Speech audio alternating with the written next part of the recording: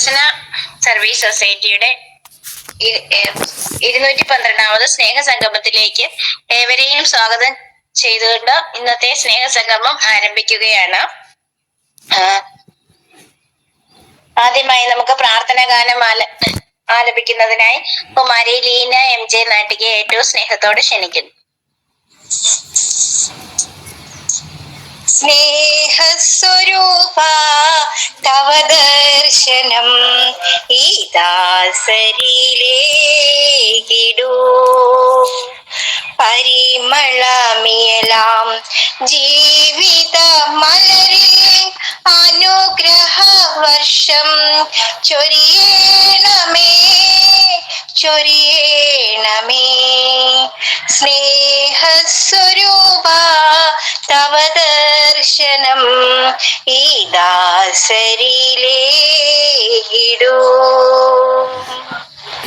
മലിനമായ ഈ മൺകുടമങ്ങേ തിരുപാദ സന്നിധിയിൽ, മലിനമായ ഈ മൺകുടമങ്ങേ തിരുപാദ സന്നിധിയിൽ അർച്ചന ചെയ്യും ദാസരിൽ നാഥ കൃപയേകിടൂ കൃപയേകിടൂ. ഹൃത്തിൽ മാലിന്യം നീക്കിടൂ നീ, സ്നേഹസ്വരൂപ തവ ദർശനം ഈ ദാസരിലേക്കിടൂ,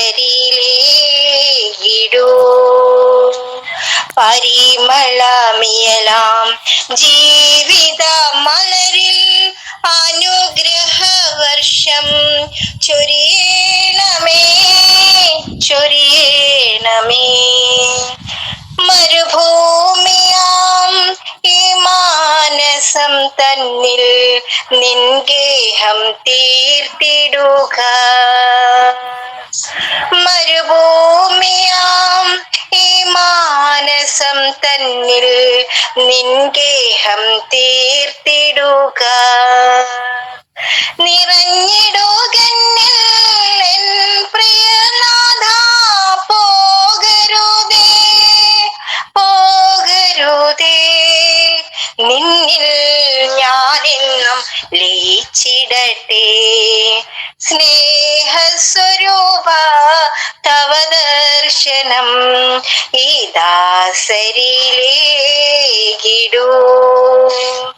പരിമളമിയലാം ജീവിത മലരിൽ അനുഗ്രഹ വർഷം ചൊരിയണമേ ചൊരിയണമേ. സ്നേഹസ്വരൂപ തവ ദർശനം ഈ ദാസരിലേക്കിടൂ. Thank you. ലീനേജി വളരെ നന്നായിട്ട് പ്രാർത്ഥന ഗാനം ആലപിച്ച് സ്വാഗതഗാനം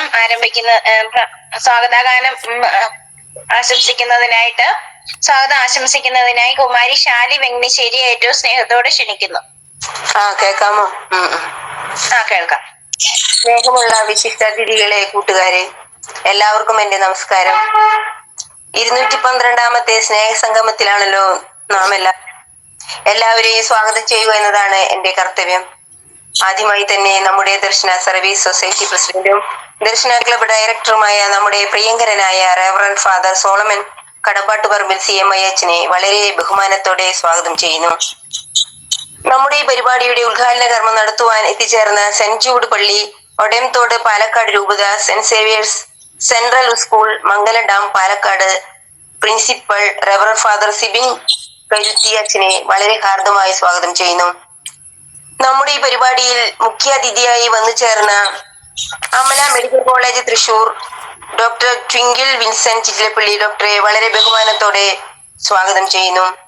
നമ്മുടെ ഈ പരിപാടിയുടെ ഹാങ്കറായ കുമാരി സിമിൽ സെബാസ്റ്റിനെ വളരെ താല്പര്യത്തോടെ സ്വാഗതം ചെയ്യുന്നു. പ്രാർത്ഥനാഗാനം ആലപിച്ച ലീനാംജി നാട്ടിക എന്നിവരെ കുമാരി ലീനാംജി നാട്ടിക എന്നിവരെ വളരെ സ്നേഹത്തോടെ സ്വാഗതം ചെയ്യുന്നു. നമ്മുടെ ഗ്രൂപ്പിന്റെ റിപ്പോർട്ട് വളരെ മനോഹരമായി വ്യക്തതയോടെ അവതരിപ്പിക്കുന്ന ശ്രീ ജോസ് കൊരട്ടി അവറുകളെ ഹാർദമായി സ്വാഗതം ചെയ്യുന്നു. നമ്മുടെ ദർശന ക്ലബിന്റെ PRO പിയൂസ് കോട്ടപ്പുറം എന്നിവരെ വളരെ താല്പര്യത്തോടെ സ്വാഗതം ചെയ്യുന്നു. നന്ദി പറയുവാൻ എത്തിച്ചേർന്ന കുമാരി ട്രീസ മുള്ളൂർക്കര എന്നിവരെ ഹാർദമായി സ്വാഗതം ചെയ്യുന്നു. ഈ സ്നേഹസംഗമത്തിൽ എത്തിച്ചേർന്ന എല്ലാ കൂട്ടുകാർക്കും എല്ലാ വിശിഷ്ട അതിഥികൾക്കും എന്റെ പേരിലും ഈ ദർശന ക്ലബിന്റെ പേരിലും സ്വാഗതം ചെയ്തുകൊണ്ട് നിർത്തുന്നു. നന്ദി, നമസ്കാരം. താങ്ക് യു ശാലി, വളരെ നന്ദി. എല്ലാരെയും വളരെ നന്നായി സ്വാഗതം ചെയ്തതിന് ഒത്തിരി നന്ദി അറിയിക്കുന്നു. അടുത്തത് റിപ്പോർട്ട് വായിക്കുന്നതിനായി ശ്രീ ജോസ് കൊരട്ടിയെ ഏറ്റവും സ്നേഹത്തോടെ ക്ഷണിക്കുന്നു. ജോസ് ചേട്ടാ കേൾക്കാലോ? മാസ മീറ്റിംഗ് 11 കഴിഞ്ഞിട്ടുണ്ട്. ഇപ്പൊ ഇതിനകത്തുള്ളവർ അറിയുന്ന ആരെങ്കിലും ഉണ്ടെങ്കിൽ ആ റിപ്പോർട്ട് എത്രയും വേഗം ഓഫീസിൽ എത്തിക്കേണ്ടതാണ്. 2017 ഡിസംബർ 15 ദർശന ക്ലബ്ബ് തൃശ്ശൂരിൽ ആരംഭം കുറിച്ചു. തുടർന്ന് 4 വർഷങ്ങൾക്ക് ശേഷം 2022 ജനുവരി 19 ദർശന ക്ലബ്ബ് ദർശന സർവീസ് സൊസൈറ്റി എന്ന പേരിൽ രജിസ്റ്റർ ചെയ്യപ്പെട്ടു. ദർശന ക്ലബ്ബ് ദർശന സർവീസ് സൊസൈറ്റിയുടെ ഒരു യൂണിറ്റായി പ്രവർത്തിച്ചു വരുന്നു. 2024 ജനുവരി 19 ദർശന ക്ലബ്ബ് രജിസ്ട്രേഷൻ ചെയ്യപ്പെടുകയുണ്ടായി. ദർശന സർവീസ് സൊസൈറ്റി ഇന്ത്യ മുഴുവൻ മുഖ്യമായും ഭിന്നശേഷിക്കാരുടെ സർവോന്മുഖ പുരോഗതിക്ക് വേണ്ടിയും മറ്റു പാർശ്വവൽക്കരിക്കപ്പെട്ടവരും അവഗണിക്കപ്പെട്ടവരുമായ വ്യക്തികളുടെ ക്ഷേമപ്രവർത്തനങ്ങൾക്ക് വേണ്ടിയും പ്രവർത്തിച്ചു കൊണ്ടിരിക്കുന്നു. ക്രിക്കറ്റിന് വേണ്ടി കാഴ്ച പരിമിതരുടെ 3 ടീമുകൾ, പൂർണ്ണ കാഴ്ച പരിമിതരുടെ 2 ഫുട്ബോൾ ടീം, ഭാഗിക കാഴ്ച പരിമിതരുടെ 2 ഫുട്ബോൾ ടീം പ്രവർത്തിച്ചു വരുന്നു. കാഴ്ച പരിമിതരുടെ ശിങ്കാരി മേളം ടീം, ഓർക്കസ്ട്ര ടീം, അവിടെ തന്നെ ഫ്യൂഷൻ ടീം, നാടൻ പാട്ട് എന്നിവ എടുത്തു പറയത്തക്ക ശ്രദ്ധേയമായ പ്രോഗ്രാമുകളാണ്. കൂടാതെ കാഴ്ച പരിമിതർക്ക് വേണ്ടിയുള്ള ചെസ്സും ഡ്രാമ ടീമും പ്രവർത്തിച്ചു വരുന്നു. ദർശന സ്വിമ്മിംഗ് ടീം കാഴ്ച പരിമിതർക്കും ചലന പരിമിതർക്കും ഉയരം കുറവുള്ളവർക്കും സ്ത്രീ പുരുഷ ഭേദമന്യേ നീന്തൽ പരിശീലനം നൽകുകയും ജില്ലാ, സംസ്ഥാന, ദേശീയ തലങ്ങളിലേക്ക് മത്സരങ്ങൾക്കായി പ്രാപ്തരാക്കുകയും ചെയ്യുന്നു. ദർശന വീൽചെയർ ബാസ്കറ്റ്ബോൾ ടീം ചലന പരിമിതർക്ക് വേണ്ടി സ്പോർട്സ് വീൽചെയർ ഉപയോഗിച്ചുകൊണ്ട് സ്ത്രീ പുരുഷ ഭേദമന്യേ ബാസ്കറ്റ്ബോൾ പരിശീലിപ്പിക്കുകയും സംസ്ഥാന, ദേശീയ തലങ്ങളിലേക്ക് സജ്ജരാക്കുകയും ചെയ്യുന്നു. ഗ്ലോറിയ ഗ്രൂപ്പ് ചലന പരിമിതർക്ക് പാട്ടുപാടുന്നതിനും മാനസിക ഉല്ലാസത്തിനും ബുദ്ധി വളർച്ചയും വേണ്ട കാര്യങ്ങൾ ഈ ഗ്രൂപ്പിലൂടെ നടത്തി വരുന്നു. മത്സരത്തിൽ പങ്കെടുക്കുന്ന വിജയികൾക്ക് ക്യാഷ് പ്രൈസ് നൽകി വരുന്നു. തിരുഹൃദയ ഗ്രൂപ്പ് ചലന പരിമിതർക്കും കിടപ്പ് രോഗികൾക്കും പ്രാർത്ഥനയുടെ ആശ്വാസം നൽകുന്ന ഗ്രൂപ്പാണ്. പ്രാർത്ഥനയോടൊപ്പം തന്നെ പരസ്പരം വേദനകൾ പങ്കുവയ്ക്കുവാനും സാമ്പത്തികമായി പിന്നോക്കം നിൽക്കുന്നവരെ സഹായിക്കുകയും ചെയ്യുന്ന ഗ്രൂപ്പാണ്. ദർശന ലിറ്റിൽ ബ്രദർ ഗ്രൂപ്പ് ഉയരം കുറഞ്ഞവർക്ക് വേണ്ടിയുള്ള ഗ്രൂപ്പാണിത്. ഇതിലൂടെ അവരുടെ മാനസിക, ശാരീരിക വേദനകൾ പരസ്പരം പങ്കുവയ്ക്കുവാനും കലാകായിക വിദ്യാഭ്യാസ മേഖലയിൽ ശ്രദ്ധ പതിപ്പിക്കാനും വേണ്ടിയുള്ള ഗ്രൂപ്പാണ്. മാർഗദർശികളുടെ കൂട്ടായ്മ ദർശന ക്ലബിന്റെ ചാനലിലൂടെ മാർഗദർശികൾ എന്ന അഭിമുഖത്തിൽ പങ്കെടുത്ത വ്യക്തികളുടെ കൂട്ടായ്മയാണ്. ഈ അഭിമുഖത്തിൽ കാഴ്ച പരിമിതരും ചലന പരിമിതരും ഉയരം കുറഞ്ഞവരുമായിട്ടുള്ള 439 വ്യക്തികൾ പങ്കെടുക്കുകയുണ്ടായി. അവർ ലേഡി ഓഫ് സോറസ് വിധവകളായി വീട്ടിൽ കഴിയുന്ന വ്യക്തികളുടെ കൂട്ടായ്മയാണ് വ്യാകുല മാതാവിന്റെ കൂട്ടായ്മ. ഈ കൂട്ടായ്മയിലൂടെ അവരുടെ മാനസിക, ശാരീരിക വിഷമതകൾ പങ്കുവയ്ക്കുവാനും പ്രാർത്ഥനയുടെ ദൈവാനുഗ്രഹം പ്രാപിക്കാനും ധൈര്യം സംഭരിക്കാനും പ്രവർത്തിച്ചു വരുന്നു. അതുപോലെ തന്നെ സാമ്പത്തികമായി പിന്നോക്കം നിൽക്കുന്ന വ്യക്തികൾക്കും അവരുടെ മക്കൾക്കും വിദ്യാഭ്യാസത്തിന് വേണ്ടി സാമ്പത്തികമായി സഹായം നൽകുന്നതിനും ഈ ഗ്രൂപ്പിലുള്ളവർ തയ്യാറാകുന്നു. ദർശന യൂട്യൂബ് ചാനൽ 2020 ഏപ്രിൽ മാസത്തിൽ ആരംഭിച്ച ദർശന ക്ലബ് യൂട്യൂബ് ചാനൽ ഭിന്നശേഷിക്കാരുടെ അഭിമാനമായി ചാനലായി മാറിക്കഴിഞ്ഞിരിക്കുന്നു. 10,000-ൽ പരം സബ്സ്ക്രൈബേഴ്സ് ഇതിലുണ്ട്. ദർശന ക്ലബിന്റെ യൂട്യൂബ് ചാനലിലൂടെ ഭിന്നശേഷിക്കാരുടെ കലാവാസങ്ങൾ പ്രകടമാക്കുന്നത് കനവെന്ന പ്രോഗ്രാം, ആത്മീയമായി ഉന്നമനത്തിനുള്ള ക്ലാസുകൾ, സമകാലിക വാർത്തകൾ, സ്നേഹസംഗമം തുടങ്ങി നിരവധിയായ പ്രവർത്തനങ്ങൾ യൂട്യൂബ് ചാനലിലൂടെ നടത്തി വരുന്നു. വർഷത്തിലൊരിക്കൽ ഇങ്ങനെയൊക്കെ ക്രൈസ്റ്റ് കോളേജിൽ വെച്ച് അത്ലറ്റ് മീറ്റും എല്ലാ വിഭാഗത്തിൽപ്പെട്ടവർക്ക് വടംവലി മത്സരവും പഞ്ചഗുസ്തി മത്സരവും നടത്തി വരുന്നു. ഭിന്നശേഷിക്കാർക്ക് വേണ്ടി വിനോദയാത്രകളും ഉപജീവനാർത്ഥം സ്വയം തൊഴിലിനു വേണ്ടി പരിശീലനങ്ങളും അവസരങ്ങളും സജ്ജമാക്കുന്നു. ദർശനയുടെ പ്രവർത്തനങ്ങൾക്ക് സാമ്പത്തികമായി സഹായിക്കുന്നതിന് ഹ്യൂമനിസ്റ്റുകളായ വ്യക്തികളുടെ DSS ദർശന ഫ്രണ്ട്സ് ഗ്രൂപ്പും പ്രവർത്തിച്ചു വരുന്നു. ദർശനയുടെ പ്രവർത്തനങ്ങൾക്ക് ന്യൂനതവും ക്രിയാത്മകവുമായ ചിന്തകൾ പങ്കുവയ്ക്കുവാനും ഊർജ്ജസ്വലമായി പ്രവർത്തിക്കുന്നതിനു വേണ്ടി ഒരു ഉപദേശക സമിതിയും പ്രവർത്തിച്ചു വരുന്നു. സ്നേഹസംഗമം എല്ലാ ശനിയാഴ്ചകളും ഉച്ചയ്ക്ക് 1:30 ദർശന ക്ലബ് ഓൺലൈനിൽ സ്നേഹസംഗമം കൂട്ടായ്മ നടത്തി വരുന്നു. ഈ സ്നേഹസംഗമത്തിൽ പങ്കെടുക്കുന്ന മതനേതാക്കളിലൂടെ ഉദ്ഘാടനം ചെയ്യപ്പെടുന്ന മോട്ടിവേഷൻ ക്ലാസുകളും സർക്കാരിന്റെ വിവിധ ഡിപ്പാർട്ട്മെന്റിൽ വരുന്ന വ്യക്തികളുടെ മുഖ്യ പ്രഭാഷണങ്ങളും ഡിപ്പാർട്ട്മെന്റുകളെ പറ്റി പരിചയപ്പെടുത്തലുകളും സമൂഹത്തിന്റെ മുൻനിരയുള്ള വ്യക്തികളുടെ പ്രസംഗങ്ങളും ഈ പ്രോഗ്രാമിൽ നടത്തി വരുന്നു. റിപ്പോർട്ട്. സ്നേഹമുള്ളവരെ, 5/7/2025 ശനിയാഴ്ച ഉച്ചയ്ക്ക് 1:30 Darshana club director reverend father Solomon Kadampattu Parambil CMയുടെ അധ്യക്ഷതയിൽ ചേർന്ന 211ാമത് സ്നേഹസംഗമത്തിന്റെ റിപ്പോർട്ട്. ഇന്നത്തെ സ്നേഹസംഗമം നടത്തിയത് ദർശന തിരുഹൃദയ ഗ്രൂപ്പ്. അവതരണം കുമാരി ലീന MJ നാട്ടിക. പ്രാർത്ഥന കുമാരി റീന റാഫേൽ മുരിങ്ങൂർ. സ്വാഗതം Shri George Chalissery.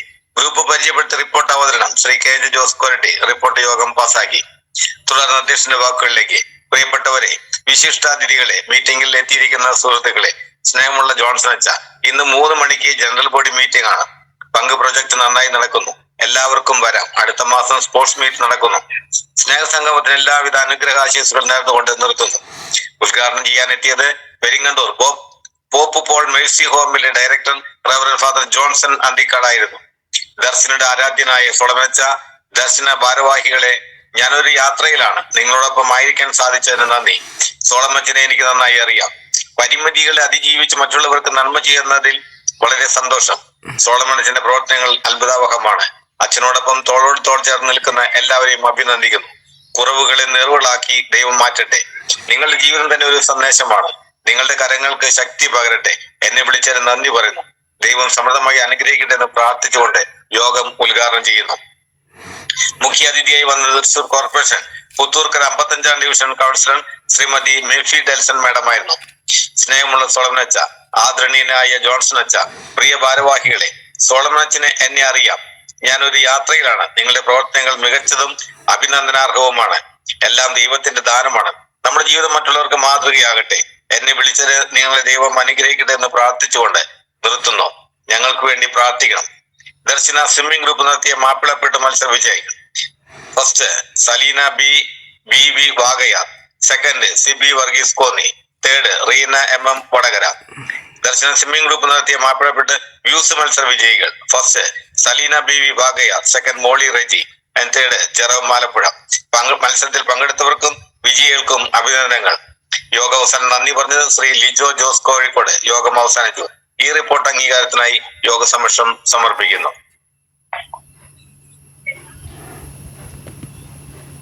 Thank you ജോസിയേട്ട. വളരെ നന്നായിട്ട് റിപ്പോർട്ട് വായിക്കുകയും ഗ്രൂപ്പുകളെ പരിചയപ്പെടുത്തുകയും ചെയ്തതിന് ഒത്തിരി നന്ദി അറിയിക്കുന്നു.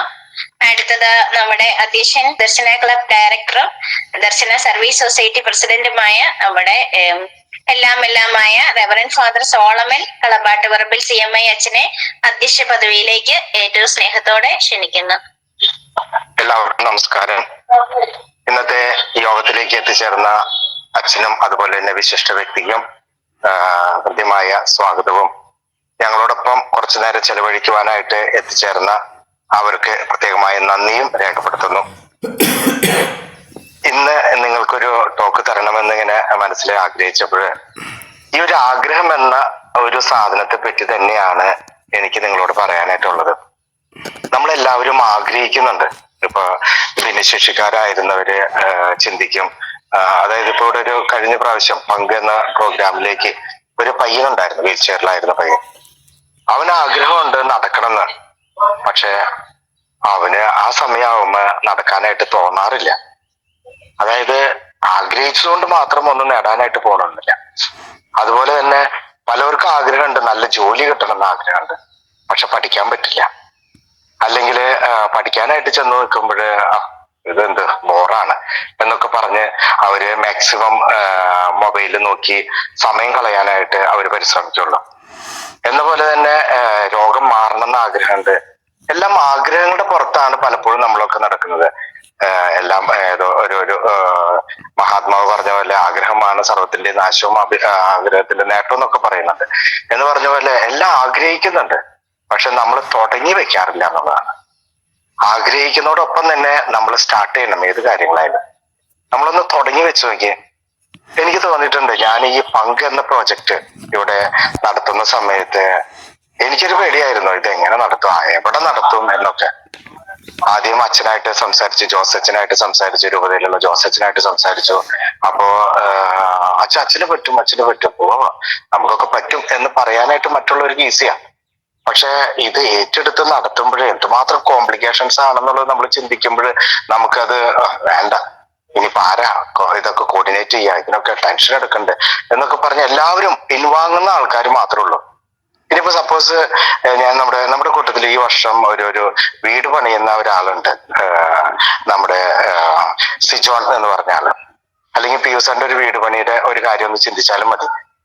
വീട് പണിയാ പൈസ ഇല്ല, സ്ഥലം ഉണ്ടെങ്കിലും വീട് പണിയും പൈസ ഇല്ല എന്നും പറഞ്ഞ് അങ്ങനെ ഇരിക്കുന്ന സമയത്താണ് കുറ്റിയടിക്കാൻ പറയുന്നത്. കുറ്റിയടിക്കുമ്പോഴും പൈസ ഇല്ല. അപ്പോഴാണ് വാരം മാറാൻ പറയുന്നത്, അപ്പോഴും പൈസ ഇല്ല. അപ്പോഴും നമ്മൾ സ്റ്റാർട്ട് ചെയ്തപ്പോഴാണ് അത്ര നാളും സ്വപ്നങ്ങൾ മാത്രമായിട്ട് നിന്നിരുന്ന, ആഗ്രഹങ്ങളിൽ മാത്രമായിട്ട് നിന്നിരുന്ന നമ്മള് സ്റ്റാർട്ട് ചെയ്തപ്പോഴ് എല്ലാം ഒരു ഗതിവേഗത്തിൽ എന്നുള്ളതാണ്. ഒരു വർഷം പോലും എടുത്തില്ല പിയൂസന്റെ വീട് പണി കഴിയാൻ, ഒരു വർഷം പോലും എടുത്തില്ല ജിനിയുടെ വീട് പണി കഴിയാനായിട്ട്. അത്രയും വളരെ ഫാസ്റ്റ് ആയിട്ട് പോയി. ഇപ്പൊ സിജോന്റെ വീട് പണിയുന്നുണ്ട്. ആദ്യം തുടക്കത്തിൽ പൈസ ഇല്ല, പൈസ കിട്ടിയിരിക്കും കിട്ടില്ലായിരിക്കും, ഇനിയിപ്പോ ഇത് തുടങ്ങണം അത് തുടങ്ങണം എന്നൊക്കെ പറഞ്ഞു. എല്ലാം സ്റ്റാർട്ടിങ് പ്രോബ്ലം ആണ് നമുക്കുള്ളത്. നമ്മൾ എന്ത് ആഗ്രഹിച്ചാലും അത് സ്റ്റാർട്ട് ചെയ്യാനായിട്ടുള്ള ഒരു കരുത്ത് നമുക്കുണ്ടാകണം എന്നുള്ളതാണ്. അങ്ങനെ ഒരു സംഭവം നമ്മൾ നല്ല മസിൽ വെക്കണം നമ്മൾ ആഗ്രഹിക്കാറുണ്ടാവുമായിരിക്കും. നല്ല ശരീരത്തിൽ നല്ല മസിൽ ഉണ്ടാവണം, ആണുങ്ങൾ ആഗ്രഹിക്കുന്നുണ്ട് നല്ല മസിലൊക്കെ ഉണ്ടാവണം, നല്ല ബോഡി ബിൽഡർ ആയിട്ടൊക്കെ മാറണം നമ്മൾ ആഗ്രഹിക്കുക. പക്ഷെ ഇങ്ങനെ ആഗ്രഹിച്ച് മേപ്പോട്ട് നോക്കിയിരുന്നാലും ഒന്നും നടക്കാനൊന്നും പോകണമെന്നില്ല. മറിച്ച് നമ്മളത് എക്സസൈസ് ചെയ്യാൻ തുടങ്ങിയാലോ അപ്പൊ അതിനൊരു ആവേശമായി. അതിനെപ്പറ്റി നമ്മൾ കുറെ സ്റ്റഡി ചെയ്തുകൊണ്ടായില്ല, അല്ലെങ്കിൽ ഇത് ഇങ്ങനെ നടക്കും അങ്ങനെ നടക്കും അങ്ങനെ നടക്കും ഇങ്ങനെ നടക്കും എന്നൊക്കെ പറഞ്ഞുകൊണ്ടായിട്ടില്ല. ഞാൻ ഈ അടുത്ത കാലത്ത് ഒരു NGOസിന്റെ ഒരു പ്രോഗ്രാം ഞാൻ അറ്റൻഡ് ചെയ്യാൻ പോയി. ഭയങ്കര ഒരുക്കങ്ങളാ, എന്തുമാത്രം ഒരുക്കങ്ങളാണെന്ന് പറയാം. അവിടെ എല്ലാ ഡിസ്ട്രിക്ട് ലെവലിലുള്ള മീറ്റിങ്ങുകൾ നടക്കുന്നത്, അതൊക്കെ നല്ല പ്ലാനിങ് ആണ്. ആരംഭിച്ചു കഴിയുമ്പോഴേ അതിന്റെ വേദനകൾ എന്താണെന്നും അതിന്റെ ബുദ്ധിമുട്ടുകൾ എന്താണെന്നും നമുക്ക് മനസ്സിലാക്കാനായിട്ട് സാധിക്കുള്ളൂ.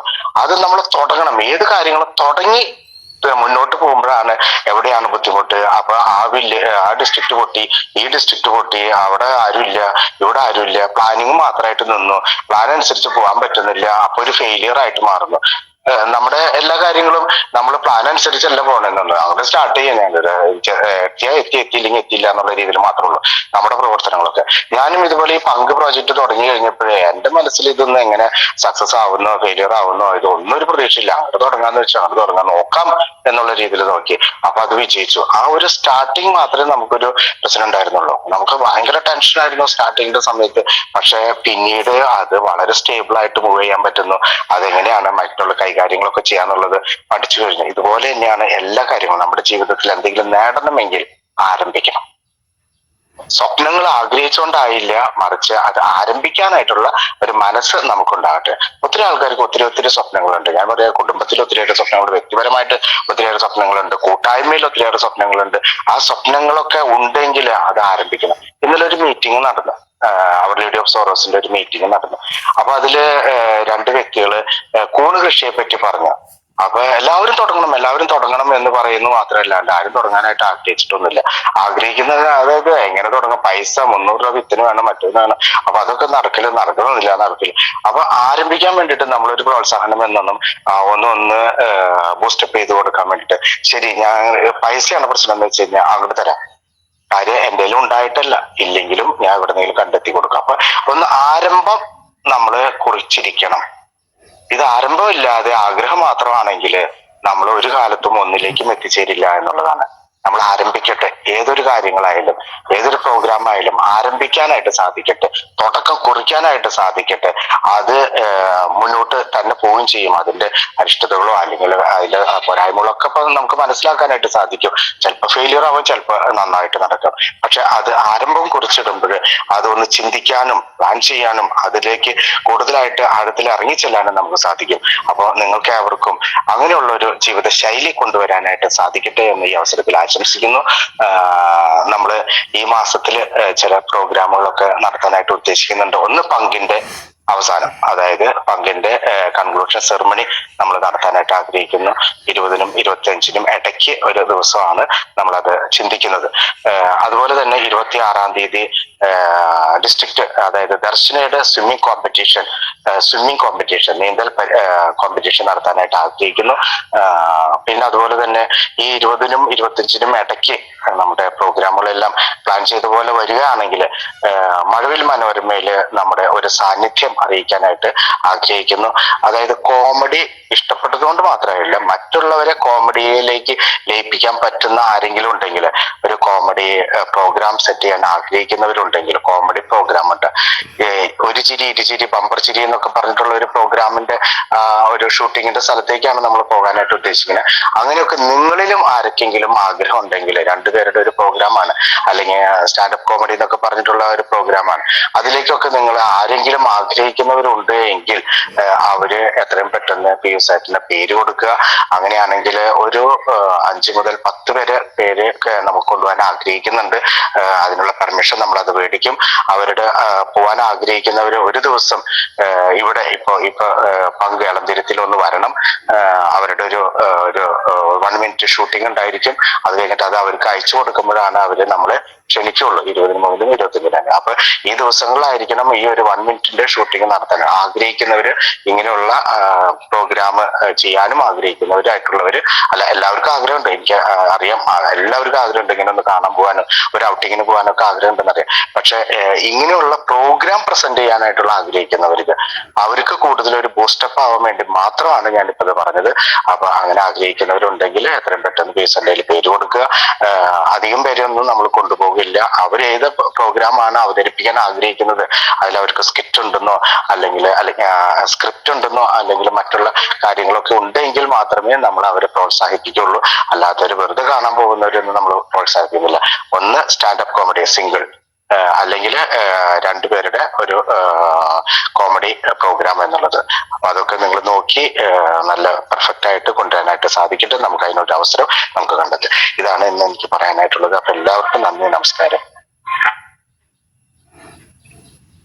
താങ്ക് യു അച്ഛാ, താങ്ക് യു. ഇത്രയും തിരക്കുകൾക്കിടയിൽ ഞങ്ങൾക്ക് വേണ്ടി ഇത്രയും സമയം ചെലവഴിച്ചതിന് ഒത്തിരി നന്ദി അറിയിക്കുന്നു.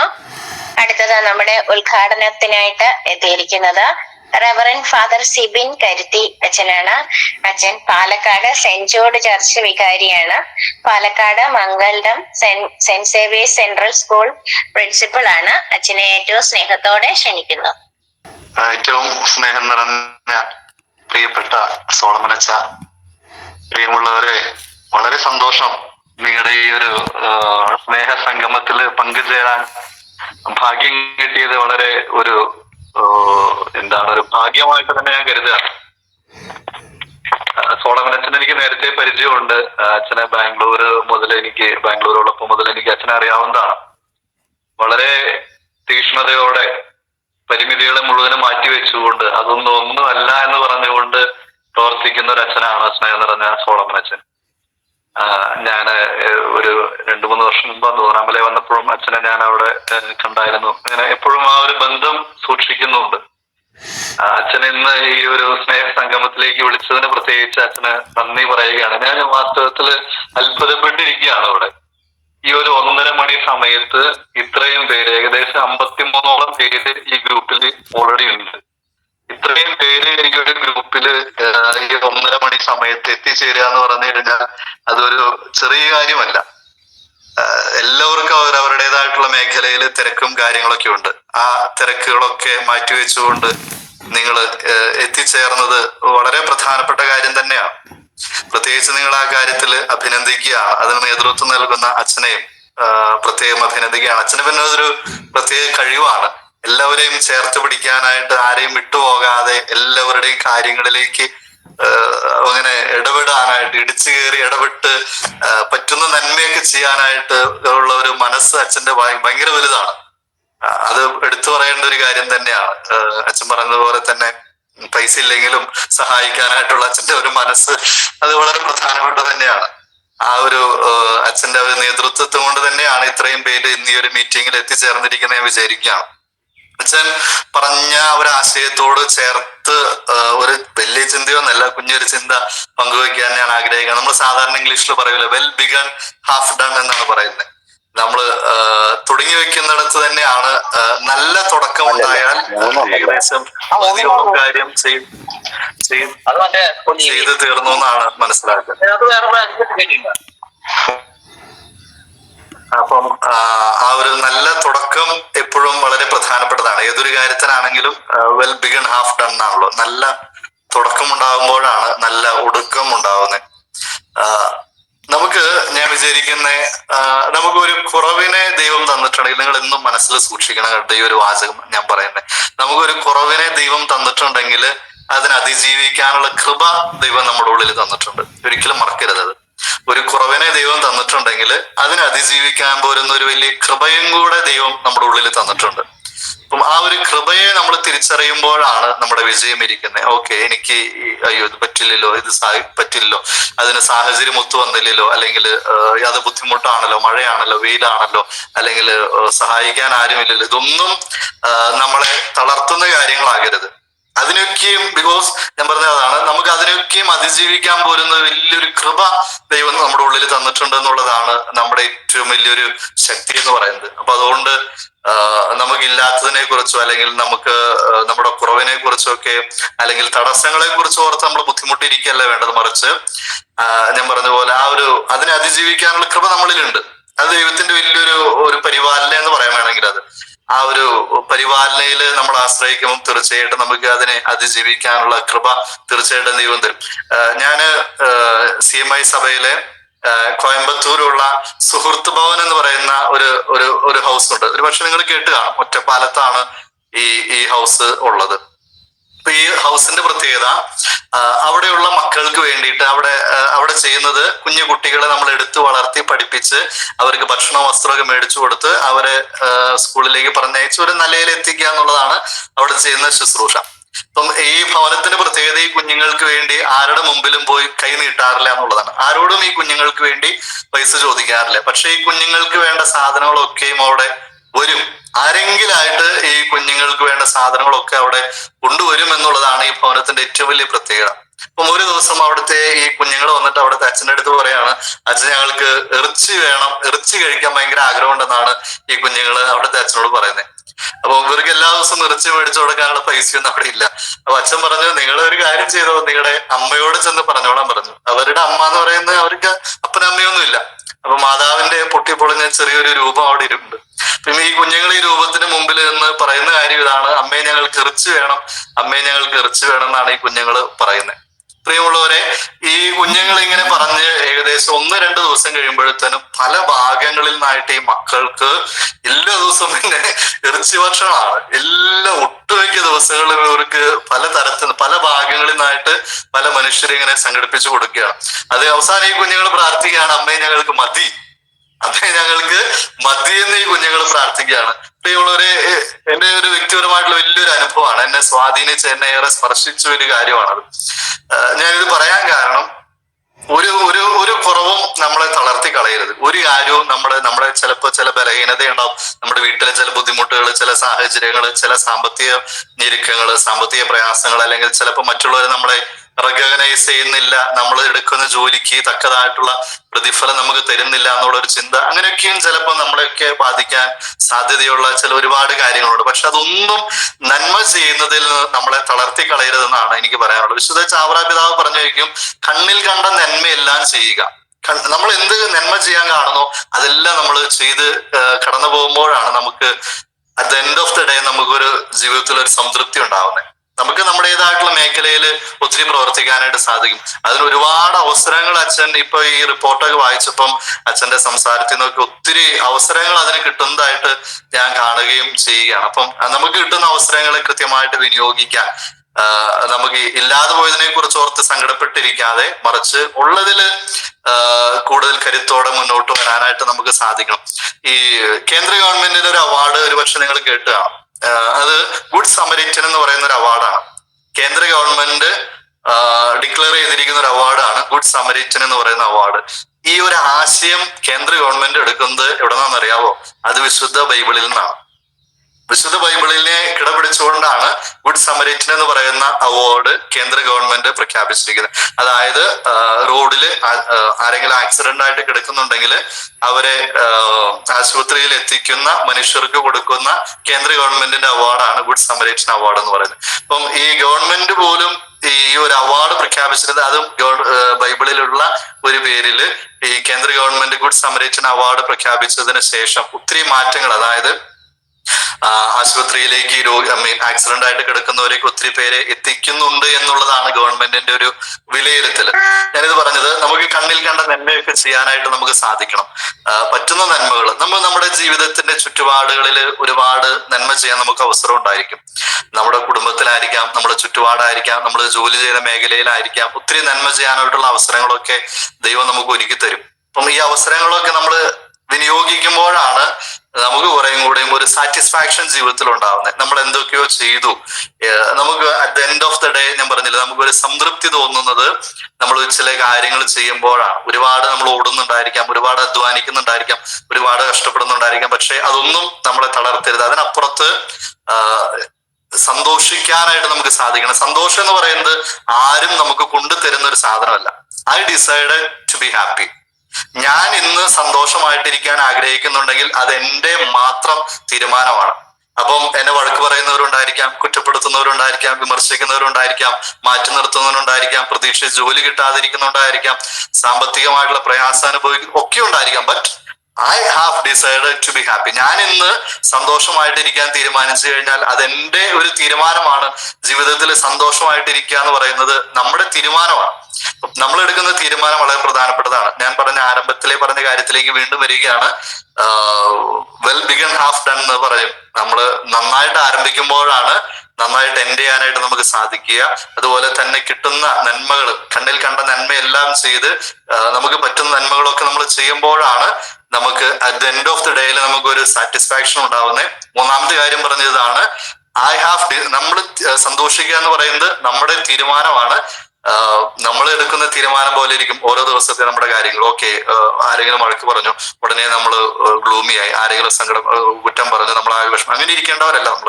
മറിച്ച് ഓൾവേസ് ബി ഹാപ്പി. നമ്മളെപ്പോഴും സന്തോഷമായിട്ടിരിക്കേണ്ടവരാണ്. ഇന്നിന്റെ ഒരു കാലഘട്ടത്തിന്റെ ഒരു കാര്യം കൂടെ പറഞ്ഞ് ഞാൻ അവസാനിപ്പിക്കുകയാണ്. അതായത് ഇന്ന് കാലഘട്ടത്തിൽ മനുഷ്യർക്ക് വലിയൊരു പ്രശ്നം നിങ്ങൾ എടുത്തു നോക്കിക്കോ. നമ്മളൊരു ജനറേഷൻ നമ്മളിങ്ങനെ അനലൈസ് ചെയ്യുമ്പോൾ കാണുന്ന ഏറ്റവും വലിയ പ്രശ്നം എന്ന് പറയുന്നത് മാനസിക ബലമില്ല എന്നുള്ളതാണ്. വിൽ പവർ ഇല്ല, മാനസികമായിട്ടുള്ള കരുത്തില്ലാത്ത മനുഷ്യരാണ്. നമ്മൾ പത്രം എടുത്ത് നോക്കി കഴിഞ്ഞു കഴിഞ്ഞാൽ അച്ഛൻ സ്കൂളിലാണ് വർക്ക് ചെയ്യുന്നത്. ഏകദേശം ഒരു CBSE സ്കൂളാണ്. അപ്പം 1ാം ക്ലാസ് KG മുതൽ 10ാം ക്ലാസ് വരെയുള്ള കുട്ടികൾ അവിടെയുണ്ട്. അപ്പം ഈ കുട്ടികളോടൊക്കെ നമ്മളിങ്ങനെ സംസാരിക്കുമ്പോൾ എന്തുമാത്രം പ്രശ്നങ്ങളിലൂടെയാണ് കടന്നു പോകുന്നത്. ഇപ്പൊ നമുക്ക് ഈ പത്രമാധ്യമങ്ങൾ എടുത്ത് നോക്കി കഴിഞ്ഞാൽ നമുക്ക് കാണാൻ പറ്റും എന്തുമാത്രം ആത്മഹത്യകളാണ് നടക്കുന്നത്. 4ാം ക്ലാസ്സുകാരൻ, 5ാം ക്ലാസ്സുകാരൻ, 7ാം ക്ലാസ്സുകാരൻ, 9ാം ക്ലാസ്സുകാരൻ, +1 പഠിക്കുന്ന കുട്ടിയൊക്കെ എന്ത് പെട്ടെന്നാണ് ജീവിതം അവസാനിപ്പിക്കുന്നത്. ടീച്ചർ വഴക്ക് പറഞ്ഞതിന്റെ പേരില്, അമ്മ വഴക്ക് പറഞ്ഞതിന്റെ പേരില്, ഫോൺ കിട്ടാത്തതിന്റെ പേരില്, സൈക്കിൾ മേടിച്ചു കൊടുക്കാത്തതിന്റെ പേരില്, ഇങ്ങനെ നിസാര കാര്യങ്ങൾക്കൊക്കെയും ഈ കുഞ്ഞുങ്ങളൊക്കെ ജീവിതം അവസാനിപ്പിക്കുന്ന ഒരു കാലഘട്ടത്തിൽ എന്ന് പറഞ്ഞു കഴിഞ്ഞാൽ നമ്മള് അതിന്റെ ബേസിക് ആയിട്ടുള്ള പ്രശ്നം എടുക്കുന്നത് മനുഷ്യർക്ക് വിൽ പവർ ഇല്ല എന്നുള്ളതാണ്. പണ്ട് കാലത്ത് അങ്ങനെയല്ലായിരുന്നു. പണ്ട് കാലത്ത് ഓരോ വീട്ടിൽ 5ഉം 6ഉം 7ഉം 8ഉം 9ഉം 10ഉം മക്കളൊക്കെ ഉണ്ടായിരുന്നു. പരസ്പരം കൊണ്ടും കൊടുത്തും വളർന്നപ്പോ ഒരു മാനസികമായിട്ടുള്ള കരുത്തുകൂടെ ഉണ്ടായിരുന്നു. ഇന്ന് കാലഘട്ടത്തില് ഈ കുഞ്ഞുങ്ങൾക്ക് മാത്രമല്ല, യുവാക്കൾക്കും യുവതിയുവാക്കന്മാർക്കും മുതിർന്നവർക്കും ഒക്കെയും നമ്മൾ കാണുന്ന വലിയൊരു പ്രശ്നം എന്ന് പറയുന്നത് മാനസികമായിട്ടുള്ള ബലം ഇല്ല എന്നുള്ളതാണ്. മാനസികമായിട്ടുള്ള കരുത്തില്ല. ആരെങ്കിലും എന്തെങ്കിലും പറയുമ്പോഴത്തേനും ഉടനെ വാടിപ്പോകുന്നു, ആകെ നിരാശയായി, ആകെ സങ്കടമായി, ഇനി ഒന്നും ചെയ്യേണ്ടെന്ന് തീരുമാനിക്കുന്നു, പ്രതീക്ഷ മുഴുവൻ അസ്തമിക്കുന്നു, ഒന്നിനെ കുറിച്ച് ഒരു വിശ്വാസം ഇല്ലാത്ത പോലെ ജീവിക്കണം. അങ്ങനെയല്ല നമ്മൾ ജീവിക്കണം. മറിച്ച് ഞാൻ പറഞ്ഞില്ലേ, നമ്മുടെ തീരുമാനമാണ് ജീവിതത്തിൽ ഏറ്റവും പ്രധാനപ്പെട്ടത്. ഞാൻ ഇന്ന് സന്തോഷമായിട്ടിരിക്കാൻ തീരുമാനിച്ചിട്ടുണ്ടെങ്കിൽ എനിക്ക് ചുറ്റും എന്തൊക്കെ സംഭവിച്ചാലും, ആരൊക്കെ എന്നെ വിമർശിച്ചാലും, കുറ്റം പറഞ്ഞാലും, മാറ്റി നിർത്തിയാലും, പ്രതീക്ഷിച്ച കാര്യങ്ങളൊന്നും നടന്നില്ലെങ്കിലും എനിക്ക് സന്തോഷിക്കാൻ സാധിക്കണം. ബിക്കോസ് നമുക്ക് ചേർന്ന് നിൽക്കാൻ ഒരു ദൈവമുണ്ട്. അതാണ് അതിന്റെ ഏറ്റവും പ്രധാനപ്പെട്ട കാര്യം എന്ന് പറയുന്നത്. ദൈവത്തിൽ ആശ്രയിച്ച് നമ്മൾ മുന്നേറുന്നിടത്ത് ഒന്നും നമ്മളെ തളർത്തില്ല. ഓക്കെ, ഒരുപാട് അച്ഛൻ പ്രൊലോങ് ചെയ്ത് പോകുന്നില്ല. 2-3 കുഞ്ഞു സന്ദേശങ്ങളാണ് പറഞ്ഞത്. ചെറിയ ചിന്തകളാണ്, എങ്കിലും എന്തെങ്കിലും കാലത്തൊക്കെ ഈ ചിന്തകൾ നിങ്ങളുടെ ജീവിതത്തെ ബലപ്പെടുത്തും എന്ന് ഞാൻ വിചാരിക്കണം. ഒന്നാമത്തെ കാര്യം പറഞ്ഞതാണ് വെൽ ബിഗൺ ഹാഫ് ഡൺ ആണ് പറഞ്ഞത്. നല്ല തുടക്കം ഉണ്ടായി കഴിയുമ്പോൾ നല്ല ഒടുക്കം നമുക്കുണ്ടാവും. രണ്ടാമത്തെ കാര്യം പറഞ്ഞതാണ് നമ്മുടെ ജീവിതത്തിൽ ഒരു കാര്യവും നമ്മളെ തളർത്തി കളയരുത്. നമുക്ക് എന്നും പ്രതീക്ഷയോടെ മുന്നേറാനായിട്ട് തീർച്ചയായിട്ടും നമുക്ക് സാധിക്കണം. എന്തൊക്കെ സംഭവിച്ചാലും സന്തോഷിക്കുക എന്ന് പറയുന്നത് നമ്മൾ എടുക്കുന്ന തീരുമാനം പോലെയാണ്. അപ്പൊ അതുകൊണ്ട് എപ്പോഴും സന്തോഷമായിട്ടിരിക്കാൻ സാധിക്കണം. മൂന്നാമത്തെ കാര്യം പറഞ്ഞതാണ് നമുക്ക് കിട്ടുന്ന നന്മ ചെയ്യാൻ കിട്ടുന്ന അവസരങ്ങൾ മുഴുവൻ നമ്മൾ വിനിയോഗിക്കണം. കണ്ണിൽ കണ്ട നന്മയെല്ലാം നമ്മൾ ചെയ്യണം. At the end of the day that makes us happy. നിങ്ങൾക്ക് എല്ലാവർക്കും എല്ലാ ആശംസകളും അച്ഛൻ നേരുകയാണ്. വളരെ സന്തോഷം. വളരെ എനിക്ക് അറിഞ്ഞുകൂടാ എങ്ങനെയാണ് എന്റെ സന്തോഷത്തെ എക്സ്പ്രസ് ചെയ്യാന്ന് എനിക്ക് അറിഞ്ഞുകൂടാ.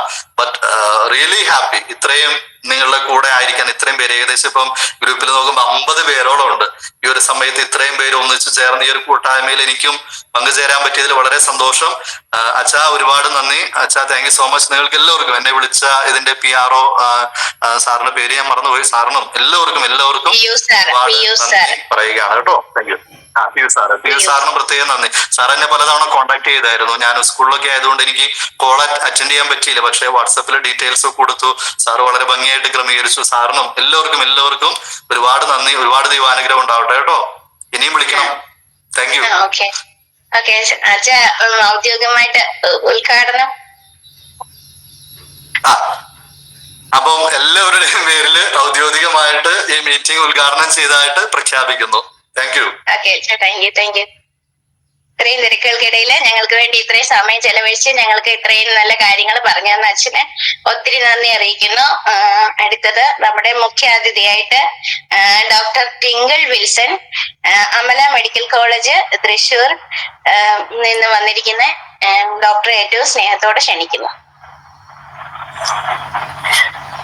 ഒരുപാട് നന്ദി ചേച്ചി. Thank you. എന്റെ പേര് ഡോക്ടർ ട്വിങ്കിൾ വിൽസൺ. ഞാൻ അമല മെഡിക്കൽ കോളേജിലാണ് ഇപ്പോൾ വർക്ക് ചെയ്യുന്നത്. ഞാൻ ഡോക്ടറേറ്റ് എടുത്തിട്ടുള്ളത് സാമ്പത്തിക ശാസ്ത്രത്തിലാണ്. യൂണിവേഴ്സിറ്റി ഓഫ് കാലിക്കറ്റിൽ നിന്നാണ് ഡോക്ടറേറ്റ് എന്റെ അവാർഡ് ചെയ്തത്. എന്റെ ഡോക്ടറേറ്റിന്റെ സബ്ജക്റ്റ് എന്ന് പറയുന്നത് റിഗാർഡിങ് നമുക്ക് 60 വയസ്സിന് മുകളിലുള്ള ആൾക്കാർക്ക് അവർക്ക് കെയർ കിട്ടുന്നത്, അവരെ ടേക്ക് കെയർ ചെയ്യുന്നത് അവരുടെ കയ്യിലുള്ള സാമ്പത്തിക ഭദ്രതയുടെ അടിസ്ഥാനത്തിലാണോ എന്നുള്ള സബ്ജക്റ്റിലാണ്. അപ്പോ എന്റെ കൺക്ലൂഷൻ എനിക്ക് മീൻസ് ഞാൻ മനസ്സിലാക്കിയ ഒരു സത്യം, സാമ്പത്തിക ഭദ്രതയുടെ അടിസ്ഥാനത്തിൽ തന്നെയാണ് പലരും ഈ കാലഘട്ടത്തിലെ അവർക്ക് കൊടുക്കുന്ന കെയർ അല്ലെങ്കിൽ സ്നേഹം ഒക്കെ. പക്ഷെ അതിൽ കൂടി ഞാൻ വേറൊരു കാര്യം മനസ്സിലാക്കിയത്, സാമ്പത്തിക ഭദ്രത എന്ന് പറയുന്ന കാര്യത്തിലെ പല 60 വയസ്സിന് മുകളിലുള്ള ആൾക്കാരും സ്വന്തമായിട്ട് തന്നെ നിൽക്കുന്ന, സ്വന്തമായിട്ട് അവരാരെയും ആശ്രയിച്ച് നിൽക്കാതെ സാമ്പത്തിക ഭദ്രത പുലർത്തുന്നവരാണ് എന്നുള്ള വലിയ സത്യമാണ്. അങ്ങനെയുള്ള ഒരു വലിയ കമ്മ്യൂണിറ്റി നമ്മുടെ കേരളത്തിലെ ഡെവലപ്പ് ചെയ്ത് വരുന്നുണ്ട് എന്നുള്ളത് വളരെ ആശ്വാസകരമായിട്ടുള്ള ഒരു കാര്യമായിട്ടാണ് ഗവൺമെന്റ് കാണുന്നത്. അപ്പോ എന്നെ ഈ ഒരു ഇതിലേക്ക് ക്ഷണിച്ചിട്ടുള്ള എല്ലാവരെയും, പ്രത്യേകിച്ചും ദർശന സർവീസ് സൊസൈറ്റിയിലെ എല്ലാ എൻ്റെ പ്രിയ സുഹൃത്തുക്കൾക്കും, ഫാദർ സിബിനും അതുപോലെ ഫാദർ സോളമനും, എന്നെ ഇതിലേക്ക് ക്ഷണിച്ച എല്ലാവർക്കും ഞാൻ ഒരുപാട് നന്ദി പറയുന്നു. എനിക്ക് തന്നിട്ടുള്ള കാര്യം ഓരോ വ്യക്തികളുടെയും സാമ്പത്തിക ഭദ്രതയെ കുറിച്ചും സമ്പാദ്യശീലം എങ്ങനെ വളർത്താം എന്ന് പറയുന്ന കാര്യത്തിനെ കുറിച്ച് പറയാനാണ്. പക്ഷെ ഏറ്റവും കൂടുതൽ ഞാൻ ഫാദർ സോളമന്റെ വേർഡ്സിലേക്ക് വരികയാണ്. അത് തന്നെയാണ് ഒരു സാമ്പത്തിക ശാസ്ത്രത്തിന്റെ അടിസ്ഥാനവും. അതായത് scarce are limited and wants are unlimited. നമ്മുടെ ആവശ്യങ്ങളും നമ്മുടെ ആഗ്രഹങ്ങളും ഒരിക്കലും നിൽക്കുന്നില്ല. അത് നമ്മൾ മരിച്ചിട്ട് ചിലപ്പോൾ ഒരു നിമിഷം കൂടെ ഉണ്ടായിരിക്കും എന്നുള്ളതാണ് എക്കണോമിക്സിന്റെ അടിസ്ഥാനമായിട്ട് പലരും പറയുന്നത്. പക്ഷെ നമുക്ക് ആഗ്രഹങ്ങൾ ഉണ്ടാകണം, അതുപോലെ തന്നെ ആഗ്രഹത്തിനനുസരിച്ച് നമുക്ക് അതിലേക്ക് ഒരു എഫേർട്ട് ഇടണം. എന്നാൽ മാത്രമാണ് ഒരു സ്റ്റാർട്ടിങ് ട്രബിൾ, അത് എല്ലാവരും ഫേസ് ചെയ്യുന്ന ഒരു ഇഷ്യൂ ആണ്. അപ്പോൾ ആ സ്റ്റാർട്ടിങ് ട്രബിൾ മാറുമ്പോൾ മാത്രം എപ്പോഴും നമുക്ക് മുന്നോട്ടുള്ള പുരോഗതി അച്ചീവ് ചെയ്യാനായിട്ട് പറ്റുള്ളൂ. അപ്പോൾ അതിനുവേണ്ടി ചിലപ്പോൾ ചിലപ്പോൾ സമൂഹത്തിൽ നിലനിൽക്കുന്ന പലതരത്തിലുള്ള ആസ്പെക്റ്റുകളെ അല്ലെങ്കിൽ വിശ്വാസങ്ങളെ ചിലപ്പോൾ നമുക്ക് മാറ്റി നിർത്താൻ വേണ്ടി വരും. അതിന് നമ്മൾ ഇടുന്ന ആ ഒരു എഫേർട്ട് അത് തന്നെയാണ് സാമ്പത്തിക ഭദ്രതയ്ക്കും അടിസ്ഥാനമായിട്ട് വരുന്നത്. ഞാനിപ്പോ ഫാദറിന്റെ വേർഡ്സുകളെ കൊടുത്തുകൊണ്ട് ഞാൻ പറയട്ടെ. നമ്മുടെ ഇന്ത്യയുടെ സമ്പദ് വ്യവസ്ഥ മുന്നത്തെ പോലെയല്ല. അതായത് നമുക്ക് 1991 ശേഷം പ്രൈവറ്റൈസേഷൻ എന്ന് പറയുന്ന ഘട്ടത്തിലേക്ക് നമ്മൾ കടന്നു. അതായത് ഇന്ത്യ മറ്റ് ലോകരാജ്യങ്ങളുടെ മുന്നിലേക്ക് എത്തുന്ന രീതി, പ്രത്യേകിച്ച് നമ്മുടെ കോവിഡ് നമുക്കുണ്ടായിരുന്ന ആ കാലഘട്ടങ്ങളിൽ 2020, 2021 കാലഘട്ടങ്ങളിലെല്ലാം കേരളം ഒരു മാതൃക തന്നെയായിട്ട് വേൾഡ് എക്കോണമികളുടെ മുന്നിലേക്ക് എത്തപ്പെട്ട ഒരു കാലഘട്ടത്തിലേക്കാണ് നമ്മൾ നടക്കുന്നത്. അപ്പോൾ അത്രയും വേഗതയേറിയ സാമ്പത്തികമായിട്ടുള്ള പുരോഗതിയാണ് ഇന്ത്യ കൈവരിച്ചുകൊണ്ടിരിക്കുന്നത്. സോ അതായത് അതില് നമ്മളും പങ്കാളികളാവണം. നമ്മൾ ഒരിക്കലും നമ്മൾ വേറെ ഒരാളെ ഡിപ്പെൻഡ് ചെയ്യാതെ നമുക്ക് സ്വന്തമായിട്ട് എന്ത് ചെയ്യാൻ സാധിക്കും എന്നുള്ളതാണ്. എനിക്ക് ജോസേട്ടൻ ദർശന സർവീസ് സൊസൈറ്റിയുടെ റിപ്പോർട്ട് വായിച്ചപ്പോൾ എനിക്ക് മനസ്സിലായി അതിൽ ഒരു പടി മുന്നോട്ട് തന്നെയാണ് ദർശന സർവീസ് സൊസൈറ്റി നിൽക്കുന്നതെന്ന് എനിക്ക് മനസ്സിലായി. എന്നാലും കുറച്ച് വാക്കുകൾ ഇതിലെ പങ്കാളിയാർ നല്ല പൗരന്മാരില്ലാത്ത വലിയ രാജ്യമില്ല. സാമ്പത്തിക ഇല്ലാതെ നമുക്കൊരു സാമ്പത്തിക സ്വാതന്ത്ര്യം അനുഭവിക്കാൻ സാധിക്കില്ല. പ്രത്യേകിച്ച് നമ്മുടെ കേരളത്തിനെ കുറിച്ച് പറയുകയാണെങ്കിൽ നമുക്ക് ഏറ്റവും കൂടുതൽ സ്വാതന്ത്ര്യം ആവശ്യമുള്ളത് ആരോഗ്യത്തിന്റെയും വിദ്യാഭ്യാസത്തിന്റെയും മേഖലകളിലാണ്. പക്ഷെ അതിനെക്കുറിച്ചുള്ള ഞാൻ എൻ്റെ റിസർച്ചിലൂടെ എനിക്ക് മനസ്സിലായത് അതിനെക്കുറിച്ചുള്ള ഒരു വ്യക്തമായിട്ടുള്ള ഒരു അവബോധം സൃഷ്ടിക്കുക എന്ന് തന്നെയായിരിക്കും. അതില്ലാത്ത ഒരു കുറവ് സൊസൈറ്റിയിൽ ഇറങ്ങി ഞാൻ സർവേ ചെയ്യുമ്പോൾ എനിക്ക് മനസ്സിലാക്കിയ ഒരു കാര്യമാണ്. പക്ഷേ ദർശന സർവീസ് സൊസൈറ്റി എനിക്ക് തോന്നുന്നു അതിൽ കുറച്ച് ഫ്രണ്ടിലേക്ക് നിൽക്കുന്നുണ്ട്, അവബോധം സൃഷ്ടിക്കുവാനും അതുപോലെ ഒരുപാട് കാര്യങ്ങളിലേക്ക് മുന്നോട്ട് കൊണ്ടുവരാനായിട്ടും. അപ്പൊ ഞാൻ അതിലേക്ക് ആഡ് ചെയ്യുന്ന 2 പ്രത്യേക സാമ്പത്തിക മേഖലകളെയാണ് ഞാൻ ചൂണ്ടിക്കാണിക്കുന്നത്. ഒന്നാമത്തത് EWS എന്ന് പറയുന്ന മേഖല, എക്കണോമിക്കലി വീക്കർ സെക്ഷൻ എന്ന് പറയുന്ന ഒരു പുതിയ മേഖല ഇപ്പോൾ ഉടലെടുത്തിട്ടുണ്ട്.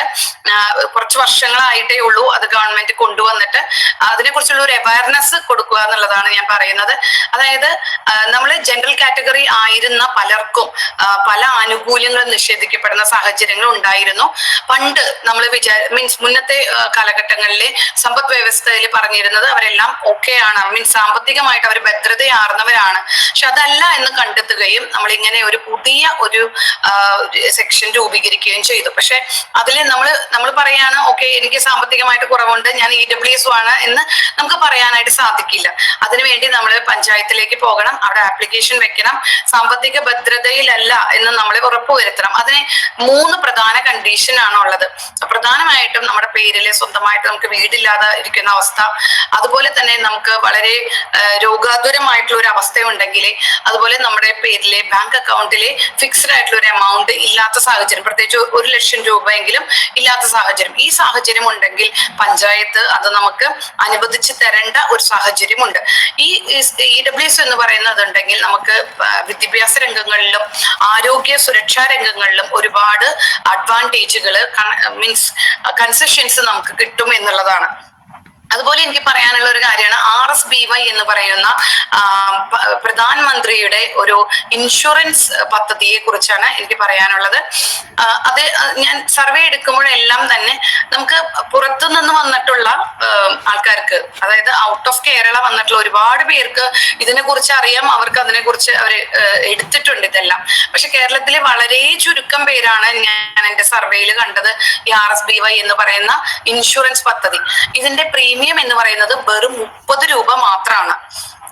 നമുക്കത് നമ്മുടെക്ക് രോഗാവസ്ഥയായിരിക്കുന്ന സമയത്ത് നമുക്ക് സാമ്പത്തികമായിട്ട് മുന്നോട്ടില്ലാത്ത സാഹചര്യത്തിൽ ഈ ഒരു RSBY എന്ന് പറയുന്നത് അതിന്റെ പ്രീമിയം 30 രൂപയാണെങ്കിൽ നമുക്കത് പുതുക്കാൻ 1 രൂപ മാത്രമാണ് സെൻട്രൽ ഗവൺമെന്റ് ആവശ്യപ്പെടുന്നത്. പക്ഷെ നമുക്ക് രോഗാവസ്ഥയിലാണ് നമ്മൾ പോകുന്നത്, ഫാമിലിയിലെ 5 പേർക്ക് ഇതിന്റെ നമുക്ക് കിട്ടും. അപ്പൊ സാമ്പത്തിക ഭദ്രത ഇല്ല, അതുപോലെ തന്നെ നമുക്ക് രോഗാവസ്ഥയിൽ കൂടെയാണ് നമ്മൾ പോകുന്നത് എന്ന് പറയുന്ന സാഹചര്യം ഉണ്ടെങ്കിൽ ഇത് നമുക്ക് എന്തായാലും അനുവദിച്ചു കിട്ടും. പക്ഷെ ഇതിനെല്ലാം നമ്മൾ പഞ്ചായത്തിലേക്ക് അപ്രോച്ച് ചെയ്യണം. അങ്ങനത്തെ അവയർനെസ് കാര്യങ്ങളുണ്ട്. സോ ഈ ഒരു ഇതിനെ കുറിച്ചും കൂടി ഞാൻ മുന്നോട്ട് വെക്കുകയാണ്.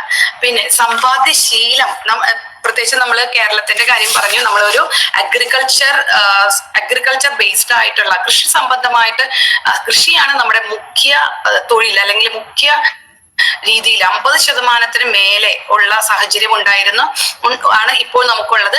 മുന്നത് 80% മേലെ നമ്മൾ അതിനെ ബേസ് ചെയ്തിട്ടുള്ള ഒരു സമ്പദ് വ്യവസ്ഥയായിരുന്നു നമുക്കുണ്ടായിരുന്നത്. പക്ഷെ ഇപ്പൊ അതിൽ നിന്നെല്ലാം മാറി നമ്മൾ പ്രൈവറ്റൈസേഷൻ പറഞ്ഞു. അതുപോലെ ഒരുപാട് പേര് പുറത്തു പോവുകയും അവിടെ നിന്ന് വലിയ എമൗണ്ടുകൾ നമുക്ക് സേവിങ്സ് ആയിട്ട് അയച്ചു തരുന്ന മേഖലകളിലേക്ക് അത് മാറിക്കഴിഞ്ഞു. ഇനി നമുക്ക് പറയേണ്ടത് പ്രത്യേകിച്ചും നമ്മുടെ കേരളത്തിലെ ധനകടം എന്ന് പറയുന്ന പബ്ലിക് ഡെപ്റ്റ്, ഇത് കൂടുന്നതിന് വളരെ കാരണമായിട്ടുള്ള ഒരു കാര്യമാണ് നമ്മുടെ പബ്ലിക് ഹെൽത്ത് എക്സ്പെൻഡിച്ചർ. നമുക്ക് ഓരോരുത്തർക്കും ഉണ്ടാകുന്ന ആരോഗ്യത്തിന്റെ ധനച്ചെലവ് എന്ന് പറയുന്നതാണ് വളരെ കൂടുതലായിട്ട് നിൽക്കുന്നത്. അത് കുറയ്ക്കാൻ ഗവൺമെന്റിനെ സഹായിക്കാനായിട്ട് അല്ലെങ്കിൽ സമ്പദ് വ്യവസ്ഥയെ സഹായിക്കാനായിട്ട് നമുക്ക് ഒരു പടി ഫ്രണ്ടിലേക്ക് നിൽക്കാമെന്ന് തന്നെയാണ് വിചാരിക്കുന്നത്.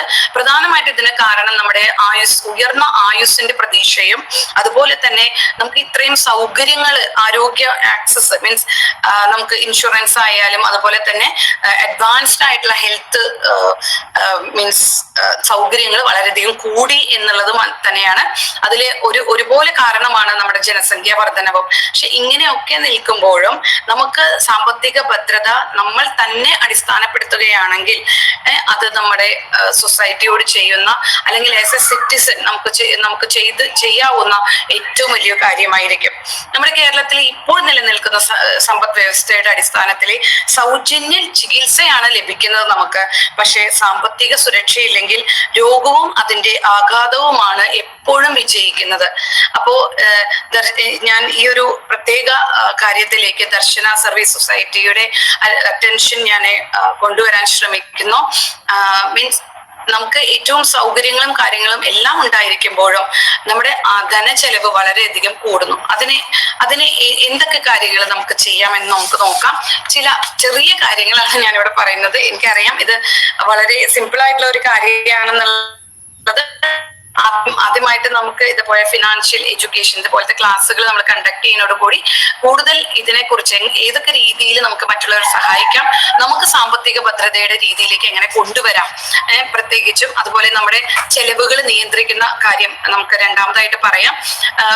ഏറ്റവും കൂടുതൽ നമുക്ക് 1000 രൂപ കിട്ടുകയാണെങ്കിലും അതിൽ നിന്ന് 100 രൂപ മാറ്റിവെക്കാം. നമ്മുടെ എല്ലാ തരത്തിലുള്ള മിനിമം ലെവലിലുള്ള നമ്മുടെ എല്ലാ കാര്യങ്ങളും അവസാനിപ്പിച്ച് മിനിമം കഴിച്ച് 100 രൂപ ഒരു ദിവസം നമുക്ക് മാറ്റിവെക്കാൻ പറ്റുന്നുണ്ട്, അല്ലെങ്കിൽ എപ്പോഴെങ്കിലും മാറ്റിവെക്കാൻ പറ്റുന്നുണ്ടെങ്കിൽ ആ ഒരു സംഖ്യ പിന്നീട് നമുക്ക് പല കാര്യങ്ങൾക്കും നമുക്ക് യൂട്ടിലൈസ് ചെയ്യാനായിട്ട് സാധിക്കും. എനിക്കിവിടെ ടാറ്റയുടെയും അംബാനിയുടെയും ഒരു കമ്പാരിസൺ ആണ് പറയാനായിട്ട് തോന്നുന്നത്. അംബാനി എന്ന് പറയുന്ന ഗ്രൂപ്പ് വളരെ ഫേമസ് ആണ്. റിലയൻസ് എന്ന് പറയുന്ന ഗ്രൂപ്പിൽ ഒരുപാട് കാര്യങ്ങൾ നമ്മൾ പത്രത്തിലൂടെ വായിച്ചറിയുന്നുണ്ട്. പക്ഷെ അവർ ഒരുപാട് റിച്ച് ആണ് നമ്മൾ വിചാരിക്കുന്നു. പക്ഷെ ഒരു സാമ്പത്തിക ശാസ്ത്രജ്ഞ എന്നുള്ള രീതിയിൽ എനിക്ക് പറയുകയാണെങ്കിൽ ടാറ്റ ഇപ്പോ നമ്മളിൽ നിന്ന് വേർപെട്ടു. ആ വ്യക്തിയാണ് കൂടുതൽ ഇവരെക്കാൾ സാമ്പത്തികമായിട്ട് മുന്നോട്ട് നിൽക്കുന്നത്. പക്ഷെ ആൾ കൂടുതലും ഉപയോഗിച്ചിരുന്നത്, ആളുടെ ഫണ്ടുകൾ കൂടുതലായിട്ട് ഉപയോഗിച്ചിരുന്നത്, ആൾക്ക് അഡീഷണൽ കിട്ടുന്ന പൈസകളെല്ലാം തന്നെ ഉപയോഗിച്ചിരുന്നത് സൊസൈറ്റിയുടെ ഉന്നമനത്തിനും അതുപോലെ ഒരുപാട് പ്രവർത്തികൾക്കുമായിരുന്നു. സോ അത് ഒരിക്കലും കൗണ്ടബിൾ ആയിട്ട് ഫ്രണ്ടിലോട്ട് വരുന്നില്ല. സോ നമുക്ക് നീക്കി വെക്കാൻ പറ്റുന്ന എമൗണ്ട് നീക്കി വെക്കുകയും ഇതുപോലെയുള്ള ഒരുപാട് നല്ല പ്രവർത്തികൾക്ക് അത് മാറ്റിവെക്കാനും നമുക്ക് സാധിക്കും. സോ വലിയ മാറ്റങ്ങളാണ് നമുക്ക് ചെറിയ തീരുമാനങ്ങൾ തൊട്ട് തുടങ്ങുന്നത്. പക്ഷെ അതേസമയം ഞാൻ വായിച്ച ഒരു 5 o'clock എന്ന് പറയുന്ന ബുക്കിൽ നിന്ന് ഞാൻ പറയുന്നു, ഒരു ചെറിയ ശീലം നമ്മൾ സ്റ്റാർട്ട് ചെയ്യുകയാണെങ്കിൽ ആദ്യത്തെ 7 ദിവസം നമുക്കത് വളരെ ഈസി ആയിട്ട് തോന്നിക്കും. കാരണം അത് നമ്മുടെ മനസ്സിന്റെ ഡിറ്റർമിനേഷൻ ആണ്. അതിനുശേഷം വരുന്ന പിന്നത്തെ 7 ദിവസം എന്ന് പറയുന്നത് 14 ദിവസം ആവുമ്പോഴേക്കും എങ്ങനെയെങ്കിലും ഞാനത് എടുത്തു പോയില്ലേ, എങ്ങനെയെങ്കിലും ചെയ്യാം എന്ന് പറയുന്ന ഒരു എങ്ങനെയെങ്കിലും വലിച്ചെത്തിക്കുന്ന ഒരു സിറ്റുവേഷൻ ആണ്. പിന്നെ പിന്നത്തെ വരുന്ന ഒരു മീൻസ് 7 days, അതായത് 21 days ആകുമ്പോഴേക്കും നമുക്ക് ഭയങ്കര ഹാർഡായിട്ട് അത് ഫീൽ ചെയ്യും. ഇത് എടുക്കേണ്ടിയിരുന്നില്ല, ഇത് ഭയങ്കര ബുദ്ധിമുട്ടാണ് എനിക്ക് ചെയ്യാനായിട്ട് എന്ന് പറയുന്ന ഒരു സിറ്റുവേഷനിലേക്ക് നമ്മൾ വരും. 33 ദിവസമൊക്കെ ആകുമ്പോഴേക്കും നമുക്ക് മടുത്തു, ഇനി എനിക്കിത് വേണ്ട, ഞാൻ എടുത്തു പോയ ഒരു തെറ്റായ ഡിസിഷനാണ് എന്നുള്ള വളരെയധികം സ്ട്രോങ് ആയിട്ട് നമ്മുടെ മനസ്സിലേക്ക് വരും. അപ്പോൾ ആ ഡിസിഷനെ എല്ലാം സ്ട്രോങ് മീൻസ് നെഗ്ലക്ട് ചെയ്തുകൊണ്ട് തന്നെ വേണം നമുക്ക് മുന്നോട്ട് പോകാൻ. 33 ദിവസം കഴിഞ്ഞു കഴിഞ്ഞാൽ 5 o'clock എന്ന് പറയുന്ന ആ ബുക്ക് പറയുന്നു, 33 ദിവസം കഴിഞ്ഞു കഴിഞ്ഞാൽ അത് നിങ്ങളുടെ സ്വഭാവത്തിന്റെ അല്ലെങ്കിൽ ഡെയിലി റൂട്ടീന്റെ നിങ്ങളുടെ ജീവിതത്തിന്റെ ഒരു ഭാഗമായി മാറും. പിന്നെ നമുക്ക് അത്ര അത് ബുദ്ധിമുട്ടായിട്ട് തോന്നില്ല. സോ ഒരു 100 രൂപയും അല്ലെങ്കിൽ കുറച്ച് രൂപ നിങ്ങൾക്ക് കിട്ടുന്നതിൽ നിന്ന് മാറ്റി വെക്കുക. ഇതുപോലെയുള്ള നല്ല പ്രവർത്തികൾക്ക് നിങ്ങൾ ഓൾറെഡി ചെയ്യുന്നുണ്ട്, എന്നാലും അതുപോലെയുള്ള നല്ല പ്രവർത്തികൾക്ക് വേണ്ടി കൊണ്ടുവരിക. അതുപോലെ നമ്മുടെ സാമ്പത്തിക ഭദ്രതയിലെ മുന്നോട്ട് പോവുക. അതുപോലെ തന്നെ നമ്മുടെ സുഹൃത്തുക്കൾക്കും സഹോദരങ്ങൾക്കും നമുക്ക് ഇതുപോലെ തന്നെ സാമ്പത്തിക ഭദ്രത നൽകാനായിട്ട് നമുക്ക് സഹായിക്കാം. സോ എനിക്ക് ഇതുവരെ അതുകൊണ്ട് നമുക്ക് ഈ ഒരു ചുവട് വെക്കും എന്നുള്ള പ്രതീക്ഷയോടുകൂടി ഞാനിവിടെ എന്റെ വാക്കുകൾ ഉപസംഹരിക്കുന്നു. എനിക്ക് ഈ ഒരു ഓപ്പർച്യൂണിറ്റി തന്നിട്ടുള്ള സേവന ദർശന സർവീസ് സൊസൈറ്റിയുടെ എല്ലാ ഭാരവാഹികൾക്കും സുഹൃത്തുക്കൾക്കും ഫാദർ സോളമൻ, ഫാദർ സിബിൻ, എല്ലാവർക്കും ഞാൻ എന്റെ ഹൃദയം നിറഞ്ഞ നന്ദി ആശംസിക്കുന്നു. Thank you. Thank you ma'am, thank you. വളരെയധികം തിരക്കുകൾക്കിടയിൽ ഇത്രയും നല്ല ഞങ്ങൾക്ക് വേണ്ടി സമയം ചെലവഴിച്ച് ഇത്രയും നല്ല കാര്യങ്ങളൊക്കെ പറഞ്ഞു തന്നതിന് ഒത്തിരി നന്ദി അറിയിക്കുന്നു. Thank you. ഇനി അടുത്തതായിട്ട് നന്ദി അറിയിക്കുന്നതിനായി കുമാരി ട്രീസ ഉള്ളൂർക്കരയെ ഏറ്റവും സ്നേഹത്തോടെ ക്ഷണിക്കും. ദർശന ക്ലബിന്റെ ആഭിമുഖ്യത്തിൽ എല്ലാ ശനിയാഴ്ചകളിൽ നടത്തുന്ന 212ാമത് സ്നേഹ സംഗമത്തിലേക്ക് ഞങ്ങളുടെ ക്ഷണം സ്വീകരിച്ചു വന്ന എല്ലാ വിശിഷ്ട വ്യക്തികൾക്കും ദർശന ക്ലബിന്റെ എല്ലാ ഭാരവാഹികൾക്കും എന്റെ എല്ലാ കൂട്ടുകാർക്കും നന്ദി പറയുവാനാണ് ഞാൻ ഇവിടെ വന്നിരിക്കുന്നത്. ആദ്യമായി നന്ദി പറയുന്നത് ദർശന ക്ലബിന്റെ ഡയറക്ടറും ദർശന സർവീസ് സൊസൈറ്റിയുടെ പ്രസിഡന്റുമായ റവറന്റ് ഫാദർ സോളമൻ കടമ്പാട്ട് പറമ്പിൽ CMI അച്ഛനെയാണ്. അച്ഛനെ ഏറ്റവും സ്നേഹത്തോടെയും ബഹുമാനത്തോടെയും എന്റെ പേരിലും ദർശന ക്ലബിന്റെ പേരിലും നന്ദി പറയുന്നു. അടുത്തത് എനിക്ക് നന്ദി പറയുവാനുള്ളത് നമ്മുടെ ക്ഷണം സ്വീകരിച്ച് ഈ സ്നേഹ സംഗമത്തിലേക്ക് ഉദ്ഘാടനം ചെയ്യാനെത്തിയ റവർ ഫാദർ സിബിൻ കരുത്തി, സെന്റ് ജൂഡസ് പള്ളി വികാരി, ഓടയംതോട് പാലക്കാട് രൂപത, അച്ഛൻ മംഗലടം സെന്റ് സേവിയേഴ്സ് കോളേജിലെ പ്രിൻസിപ്പളാണ്. അച്ഛനെ ഏറ്റവും സ്നേഹത്തോടെ എന്റെ പേരിലും ദർശന ക്ലബിന്റെ പേരിലും നന്ദി പറയുന്നു. അടുത്തതായി നന്ദി പറയുന്നത് ഞങ്ങളുടെ ക്ഷണം സ്വീകരിച്ച് ഈ സ്നേഹ സംഗമത്തിലേക്ക് മുഖ്യ അതിഥിയായി കടന്നു വന്ന ഡോക്ടർ ട്വിങ്കിൾ വിൽസൺ ചിറ്റ്ലിപ്ലി മാഡത്തിന് ഏറ്റവും സ്നേഹത്തോടെ എന്റെ പേരിലും ദർശന ക്ലബിന്റെ പേരിലും നന്ദി പറയുന്നു. അടുത്തതായി നന്ദി പറയുന്നത് ദർശന ക്ലബിന്റെ പ്രസിഡന്റായ ശ്രീ ഷിബിൻ ഹാരിക്കും കോർഡിനേറ്ററായ POS കോട്ടപ്പുറത്തിനും എന്റെ പേരിലും ദർശന ക്ലബിന്റെ പേരിലും നന്ദി പറയുന്നു. അടുത്തതായി നന്ദി പറയുന്നത് അവതരണം നടത്തുന്ന സിമി സെബാസ്റ്റിനും പ്രാർത്ഥനാഗാനം ആലപിച്ച ലീന MJ നാട്ടിയേക്കും സ്വാഗതം പറഞ്ഞ ഷാലി ബെങ്ങിണിശ്ശേരിക്കും റിപ്പോർട്ട് അവതരിപ്പിച്ച ജോസ് കൊറ്റിച്ചേട്ടനും എന്റെ പേരിലും ദർശന ക്ലബിന്റെ പേരിലും നന്ദി പറയുന്നു. അടുത്തത് ഇന്നത്തെ ഈ സ്നേഹ സംഗമം അറേഞ്ച് ചെയ്തിരിക്കുന്ന ദർശന, അതിലെ എല്ലാ ഭാരവാഹികൾക്കും എന്റെ എല്ലാ കൂട്ടുകാർക്കും എന്റെ പേരിലും ദർശന ക്ലബിന്റെ പേരിലും നന്ദി പറയുന്നു. ഇനി ആരെയെങ്കിലും വിട്ടുപോയിട്ടുണ്ടെങ്കിൽ അവർക്കും നന്ദി പറഞ്ഞുകൊണ്ട് നിർത്തുന്നു. നന്ദി, നമസ്കാരം. താങ്ക് യു ട്രീസ ചേച്ചി. എല്ലാവർക്കും വളരെ നന്നായിട്ട് നന്ദി അറിയിച്ചതിന് ചേച്ചിക്ക് ഒത്തിരി നന്ദി അറിയിക്കുന്നു. Thank you. അപ്പം ഇന്ന് നമ്മുടെ 212ാമത് സ്നേഹ സംഗമത്തിലേക്ക് എത്തിച്ചേർന്ന എല്ലാ വിശിഷ്ട വ്യക്തികൾക്കും എല്ലാ ഗ്രൂപ്പ് അംഗങ്ങൾക്കും ഒരിക്കൽ കൂടി നന്ദി പറയുന്നു. എല്ലാ അടുത്ത ആഴ്ചയിലും നമുക്ക് വീണ്ടും ഒരുമിക്കാവുന്ന പ്രതീക്ഷയോടെ. Okay, by.